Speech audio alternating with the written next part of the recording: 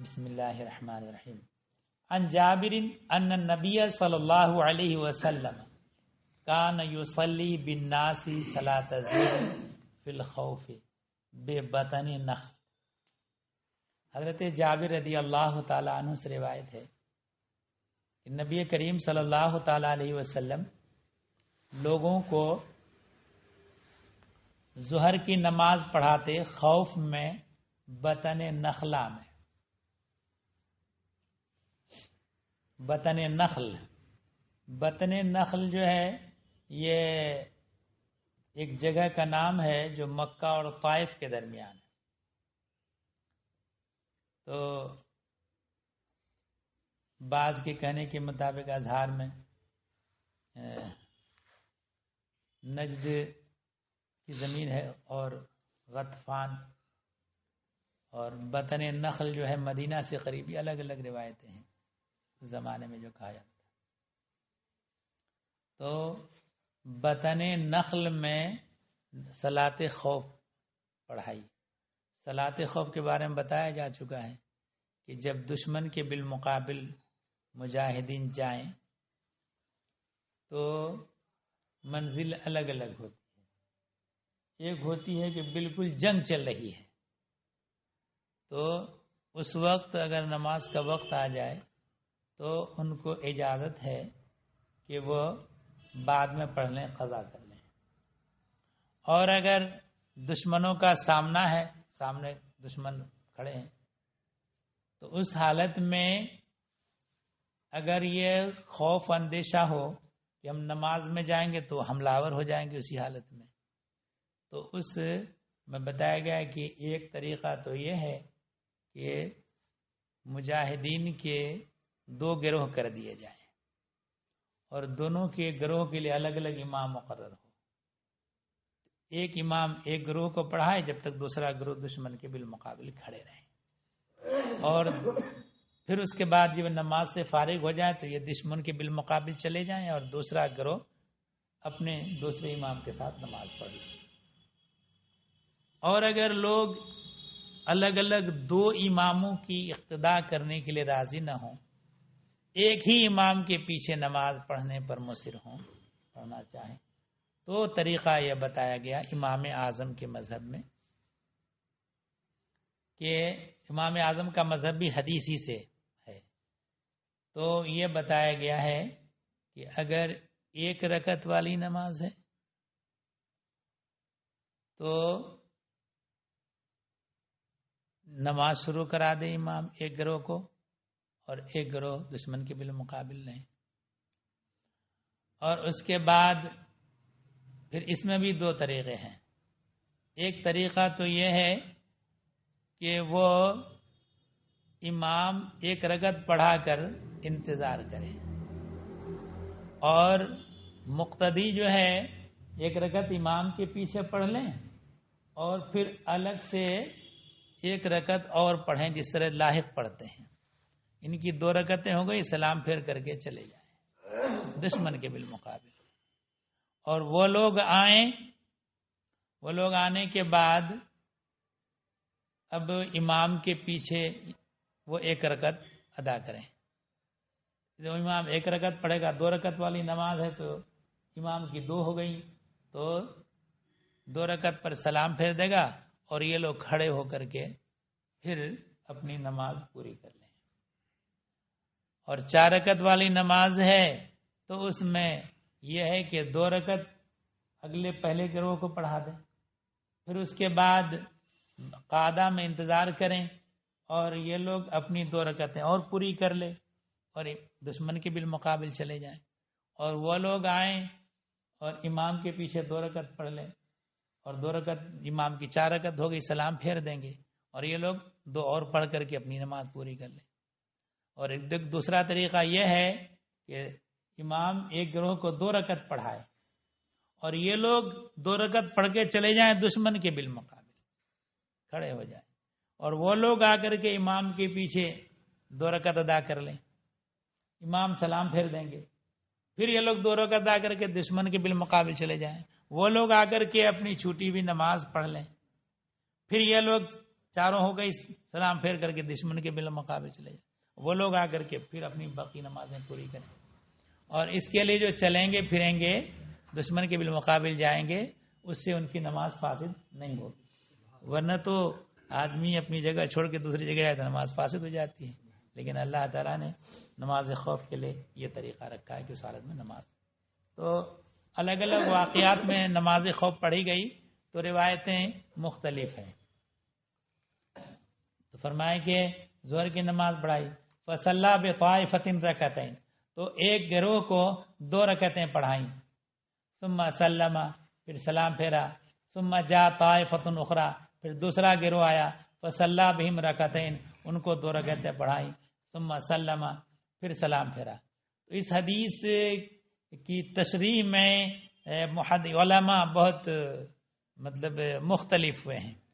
وہ کہ بعض کے نزدیک یہ ہے کہ وہ 4 نماز جو ہے وہ اقامت کی حالت تھی کہ جہاں پہنچے تھے وہ مسافر نہیں ہوئے تھے، اس لیے نبی کریم صلی اللہ علیہ وسلم نے 4 رکعتیں پڑھائیں، 2 رکعتیں اس گروہ کو، 2 رکعتیں اس گروہ کو.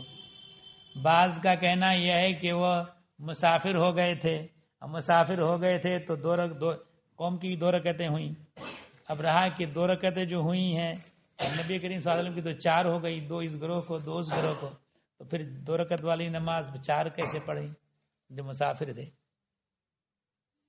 تو بعض لوگوں کا کہنا ہے کہ یہ جو ہے جگہ مدینہ منورہ سے مسافت سفر پر ہے ہی نہیں کہ وہ 2 مسافر ہو جائیں، قصر ہو.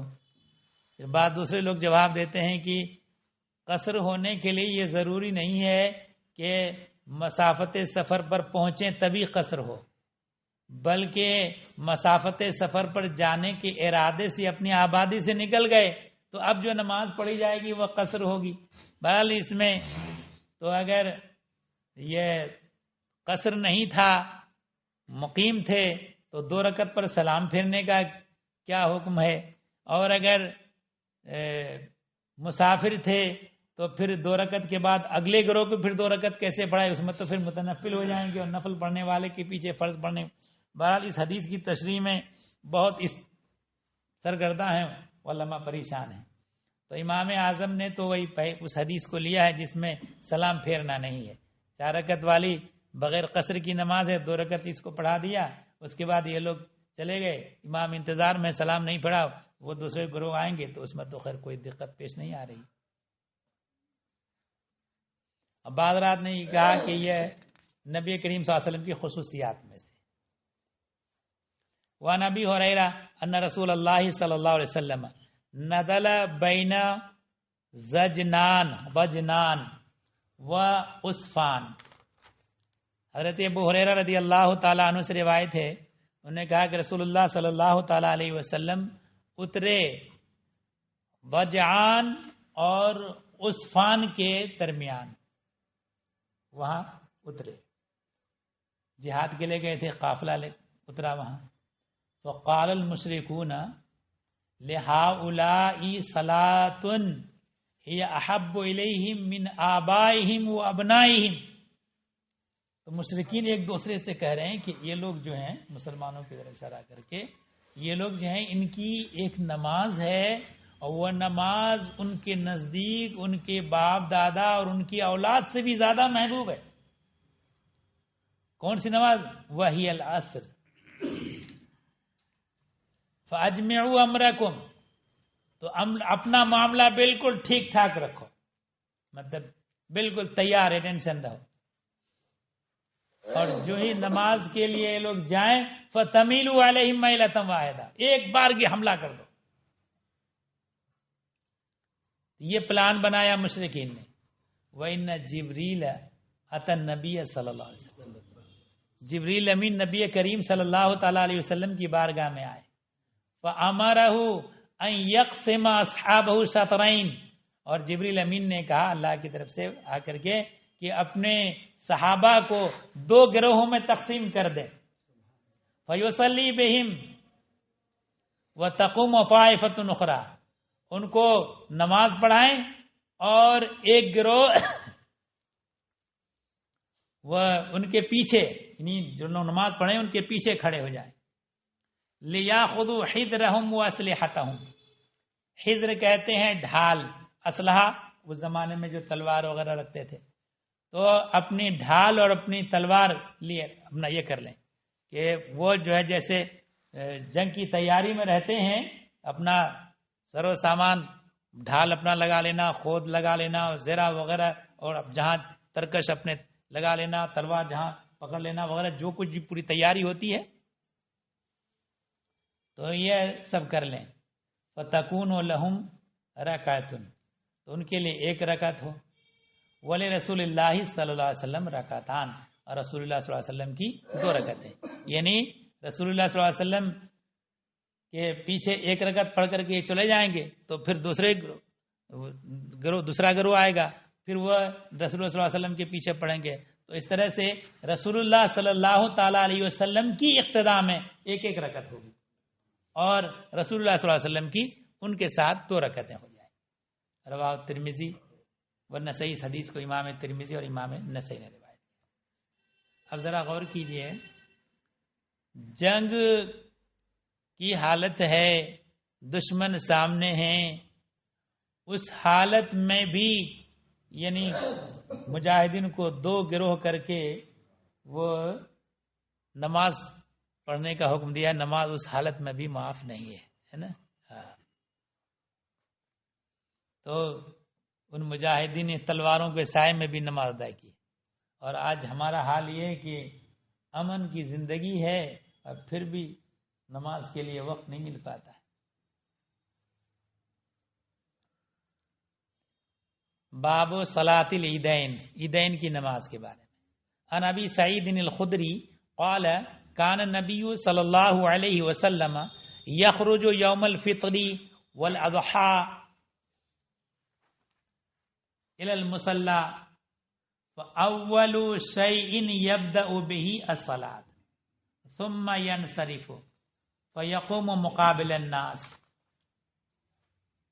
حضرت ابو سعید خدری سے روایت انہوں نے کہا کہ نبی صلی اللہ تعالی علیہ وسلم نکلتے تھے یوم الفطر، عید کے دن، اور عید الاضحیٰ، عید الفطر کے دن اور عید الاضحیٰ کے دن عیدگاہ کی طرف. فَأَوَّلُ شَيْءٍ يَبْدَأُ بِهِ، تو اس دن جو سب سے پہلے جو کام کرتے وہ نماز. ثُمَّ يَنْصَرِفُ، پھر منصرف پھرتے. فَيَقُومُ مُقَابِلَ النَّاسِ، لوگوں کے مقابل کھڑے ہوتے. یعنی یہ بتانا ہے کہ جمعہ کے دن جمعے کی نماز ہوتی ہے تو خطبہ پہلے ہوتا ہے، اور عید کے دن نماز پہلے ہے اور پھر لوگوں کی طرح متوجہ ہو کر کے خطبہ بعد میں. والناس جلوس، لوگ بیٹھے ہوئے تھے. علی صفوفہم، اپنی صفوں میں.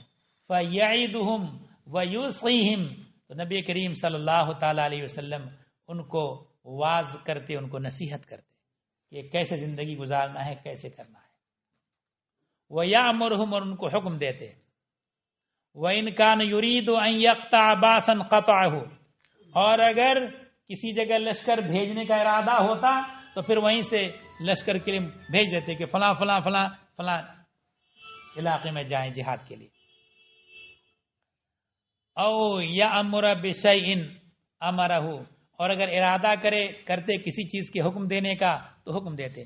ثم ینصرف، پھر وہاں سے عیدگاہ سے پلٹتے. متفق علیہ، یہ حدیث متفق علیہ. وعن جابر بن سمرہ قال صلیت مع رسول اللہ صلی اللہ علیہ وسلم العیدین غیر مرۃ ولا مرتین بغیر اذان ولا اقامت. حضرت جابر بن سمرہ رضی اللہ تعالی عنہ سے روایت ہے، انہوں نے کہا کہ میں نے رسول اللہ صلی اللہ تعالی علیہ وسلم کے ساتھ عیدین کی نماز پڑھی، بار بار، ہے نا، نہیں ایک دو بار نہیں بلکہ بہتوں بار. کیسے پڑھی؟ بغیر اذان اور بغیر اقامت کے. تو عید کی نماز کے لیے اذان نہیں کہی جاتی اور نہیں اقامت. ہاں البتہ لوگوں کو بتانے کے لیے الصلاۃ جامعہ وغیرہ کہنے کی اجازت ہے. رواہ مسلم، اس حدیث کو امام مسلم نے روایت کیا.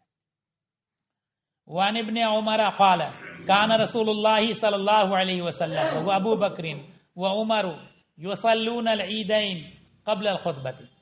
حضرت ابن عمر رضی اللہ تعالی عنہ سے روایت، انہوں نے کہا کہ رسول اللہ صلی اللہ تعالی علیہ وسلم اور حضرت ابو بکر اور عمر عیدین کی نماز پڑھتے خطبہ سے پہلے. متفق علیہ، یہ حدیث متفق علیہ، امام بخاری امام مسلم دونوں نے اس حدیث کو روایت. وسئل ابن عباس شہدت مع رسول اللہ صلی اللہ علیہ وسلم العید قال نعم. حضرت ابن عباس رضی اللہ تعالی عنہ سے پوچھا گیا کہ کیا آپ رسول اللہ صلی اللہ تعالی علیہ وسلم کے ساتھ عید میں حاضر ہوئے؟ قال نعم، تو انہوں نے کہا ہاں. خرج رسول اللہ صلی اللہ علیہ وسلم فصلى ثم خطب. رسول اللہ صلی اللہ تعالی علیہ وسلم عید کی نماز کے لیے نکلے، پہلے نماز پڑھی، ثم خطب، پھر اس کے بعد خطبہ دیا. ولم یذکر اذانا ولا اقامتا، انہوں نے اذان اور اقامت کا ذکر نہیں کیا. ثم اتى النساء، پھر عورتوں کی طرف متوجہ ہوئے. فوعظہن، ان کو واعظ و نصیحت کیا. وذکرہن، اور ان کو نصیحت کیا.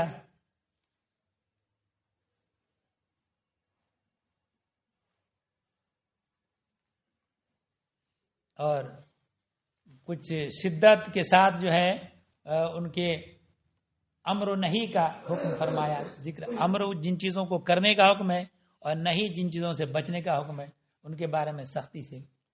وہ امرہن بالصدقۃ، نبی کریم صلی اللہ علیہ وسلم نے ان عورتوں کو صدقہ کا حکم دیا. جب صدقہ کا حکم دیا تو حال یہ تھا، تو حضرت ابن عباس کہتے ہیں فرأیتہن، تو میں نے ان عورتوں کو دیکھا، یہوین الی آذانہن وحلوقہن یدفعن الی بلال، تو اپنے کانوں کی طرف ہاتھ بڑھاتی، کان میں جو ان کے زیورات لگے ہوئے تھے وہ نکالتی، گلے کی طرف ہاتھ بڑھاتی، جو گلے میں جو ان کے ہار وغیرہ سونے کے وغیرہ جو ہوتے وہ نکال کر کے وہ کیا کرتی، یدفعن الی بلال، بلال کو دیتی. اپنے کانوں سے زیورات اتار کر کے اپنے گردن سے گلے سے زیورات نکال کر کے وہ حضرت بلال کو دیتی.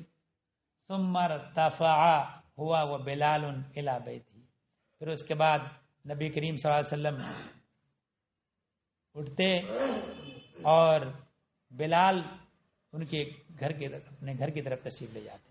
تو لوگوں کو ضرورت اور غریبوں مسکینوں کو مال کی ضرورت ہوتی تو جو دولت مند لوگ ہیں اپنے زیورات وغیرہ جو عورتیں ہیں وہ سب نکال دیتے.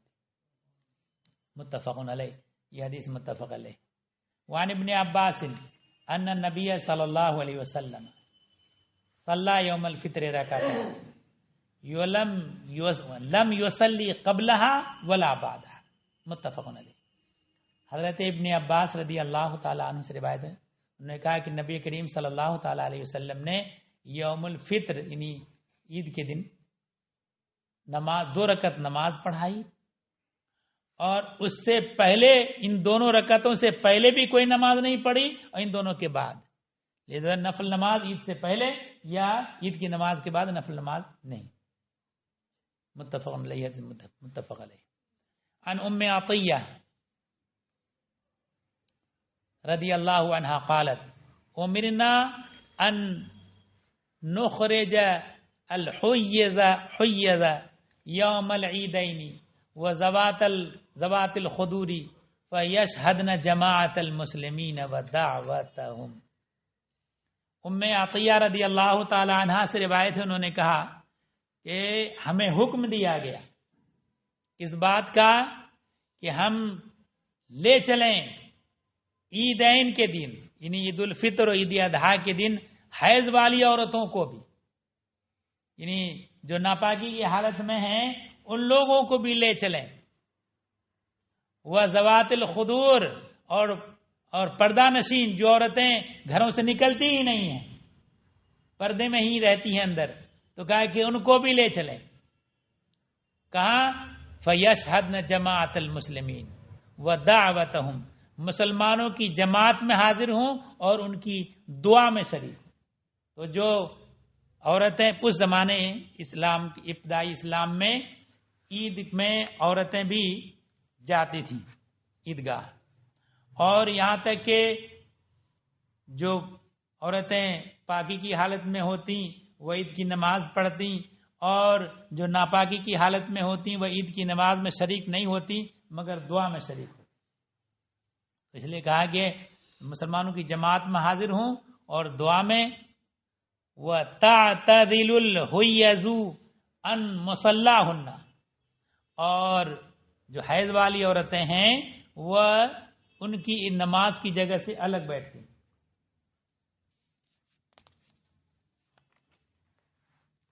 قالت امرأۃ یا رسول اللہ،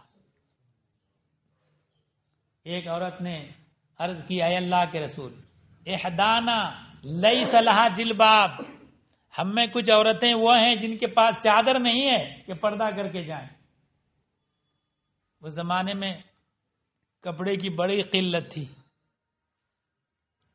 اور آج جو ہے کپڑے کی کثرت ہے تو ناقدری بڑھ گئی ہے نا۔ اس لیے آدمی لباس کی قدر بھی کرنا چاہیے، اتنی ناقدری بھی نہیں۔ ہاں، جب زیادہ ہو تو ان حضرات کی تاریخ کو یاد کر لینا چاہیے۔ اللہ اکبر۔ جنگ احد میں خود حضرت حمزہ رضی اللہ تعالیٰ اور بعض صحابہ ایسے تھے کہ کفن کے لیے کپڑا پورا نہیں ہو پایا، تو نبی کریم صلی اللہ علیہ وسلم کو بھی رقت آ گئی کہ اگر سر چھپایا جاتا تو پیر کھل جاتا، اور پیر چھپایا جاتا تو سر کھل جاتا۔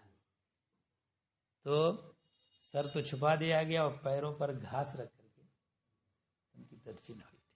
اللہ اکبر۔ تو بعض عورتیں ایسی ہیں ہم میں کہ ان کے پاس چادر نہیں ہے۔ قال لتلبسها صاحبتها من جلبابها، تو کہا کہ ان کی جو سہیلی ہے ان کے ساتھ کی ہیں وہ اپنی چادر میں ان کو لے لیں، یعنی اپنی چادر کے تحت ان کو ان کے پردے میں لے لیں اس کو، متفق علیہ۔ پھر بھی جانے کا حکم دیا۔ وعن عائشہ قالت ان ابا بکر دخل علیہا وعندها جاریتان فی ایام منن تدفانی، حضرت عائشہ صدیقہ رضی اللہ تعالی عنہا سے روایت ہے۔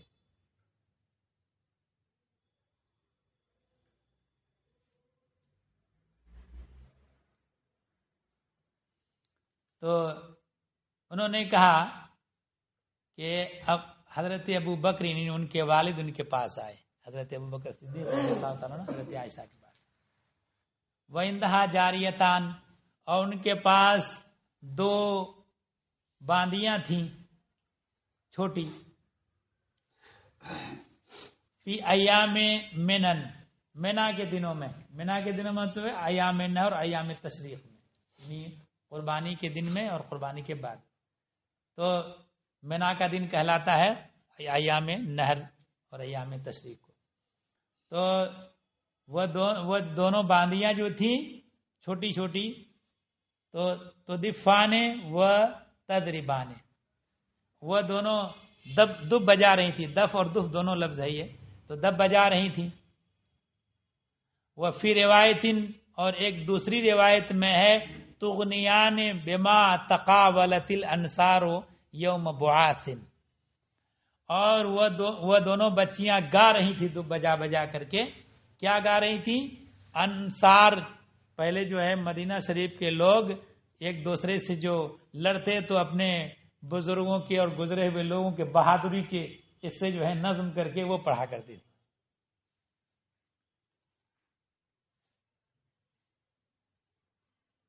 اور اس میں بہت سے کچھ اشعار ہوتے تھے ان کے بہادری کے، جیسے کہ ایک شعر بتایا کہ ان ابن تارک البکری بشنن علیہ تیر و ترقب ہوا، اس کا مطلب یہ ہوا کہ میں جو ہے بکری بشر کا بیٹا ہوں، اور وہ ایسے بہادر تھے کہ یہ نہیں انا ابن طارق، میں بیٹا ہوں ایسے آدمی کا کہ بکر بشر جو بہت بڑا پہلوان تھا، کہ اس کو پچھاڑا اور ایسا پچھاڑا، زمین پر ایسی پٹکی ماری کہ پرندے انتظار کریں کہ دم نکلے تو میں اس کا اپنا لقمہ بناؤں. تو یعنی اس طرح کے اشعار جو ہیں وہ بہادری کے یہ لوگ بچیاں پڑھا کرتی تھیں. وَالنَّبِيُّ مُتَغَمِّشٌ بِثَوْبِهِ، اور نبی کریم صلی اللہ تعالی علیہ وسلم اپنے کپڑے میں اوڑے ہوئے تھے. فَانْتَحَرَهُمَا ابو بکر، جب وہاں پہنچے حضرت عائشہ کے یہاں اور دونوں بچیاں وہ دب بجا کر کے گا رہی تھیں، تو نبی کریم اور نبی کریم صلی اللہ علیہ وسلم چادر اوڑے ہوئے تھے، تو حضرت ابو بکر نے ان دونوں بچیوں کو ڈانٹا. فَكَشَفَ النَّبِيُّ صلی اللہ علیہ وسلم عن وجهه، نبی کریم صلی اللہ تعالی علیہ وسلم نے اپنے چہرے مبارک سے کپڑا ہٹایا. فقال دعهما یا ابا بکر، اے ابو بکر ان دونوں کو چھوڑ دو. فإنها ایام عید، یہ عید کے دن ہیں. وہ فی روایت یا ابا بکر، تو ایک دوسری روایت میں ہے اے ابو بکر، ان لکل قوم عیدن، اے ابو بکر ہر قوم کے لیے عید ہے، وہذا عیدنا، اور یہ ہماری عید ہے. تو اب جو ہے عید کے موقع پر چھوٹی بچیاں اگر دب بجائیں اور کچھ اس قسم کے اشعار اگر پڑھیں تو اس کے لیے خنی خوشی کے موقع پر کوئی ممانعت نہیں ہے، بلکہ شادی بیاہ کے موقع پر اگر بجائیں. لیکن اس میں یاد یہ رکھنا ضروری ہے کہ وہ آج کل کے جو ڈھول تاشے جو سر کے ساتھ بجائے وہ نہیں ہے. دب جو ہے ایک بے ڈھنگی آواز ہوتی تھی محض، ہے نا، اور اس کے بعد وہ چھوٹی بچیاں بجائیں یا بالکل ضعیفہ بوڑھی عورتیں بجائیں. مردوں کا بجانا اور نوجوان عورتوں کا، جوان عورتوں کا بجانا یہ ناجائز منع ہے نا.